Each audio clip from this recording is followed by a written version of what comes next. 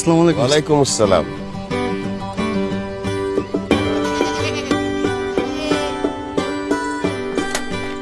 আসসালামু আলাইকুম স্যার, বসেন। ওয়ালাইকুম আসসালাম। তোমার কাজকর্ম কেমন চলছে হালিমা? জি স্যার, ভালোই চলতেছে। তোমার কাজকর্ম যত ভালো চলবে দেশও তত ভালো চলবে। জি স্যার। এই যে তোমার প্রতিষ্ঠান যত উন্নতি করবে দেশের তত উন্নতি হবে।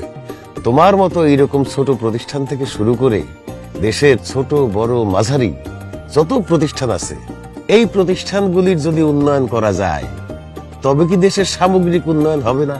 তা তো হইবই স্যার, কিন্তু হঠাৎ করে এই কথা কেন কইতেছেন স্যার? শোনো, আমি উপজেলা শিক্ষা অফিসে গেছিলাম আমার স্কুলের একটা কাজে। সেখান থেকে শুনে আসলাম দেশে অর্থনৈতিক সুমারি শুরু হয়েছে। অর্থনৈতিক সুমারি?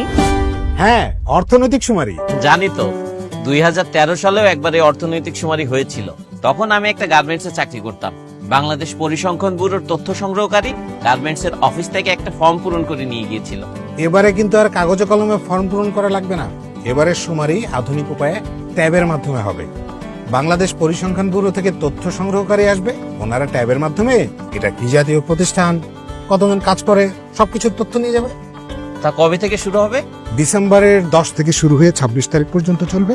শোনো, তুমি সবকিছু গুছিয়ে রাখবে। আমি ওই সময় একটা কাজে ঢাকায় থাকবো, তুমি ওনাদেরকে সব তথ্য দিয়ে দিবা, বুঝেছো?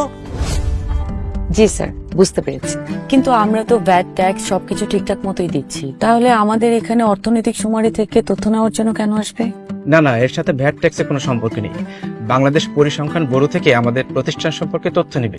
এই তথ্য ব্যবহার করে সরকার নির্ধারণ করবে দেশে কি কি ধরনের পরিকল্পনা গ্রহণ করলে প্রতিষ্ঠান ও দেশের সত্যিকারের উন্নতি হবে।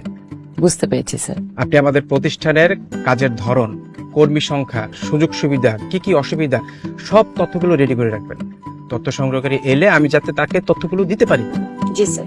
ও, আপনি আরেকটি কাজ করবেন, আমাদের গেটের দারোয়ানকে বলে রাখবেন বাংলাদেশ পরিসংখ্যান ব্যুরোর আইডি কার্ডধারী তথ্য সংগ্রহকারী এলে তাকে যেন ভেতরে নিয়ে আসে। ঠিক আছে? জি স্যার।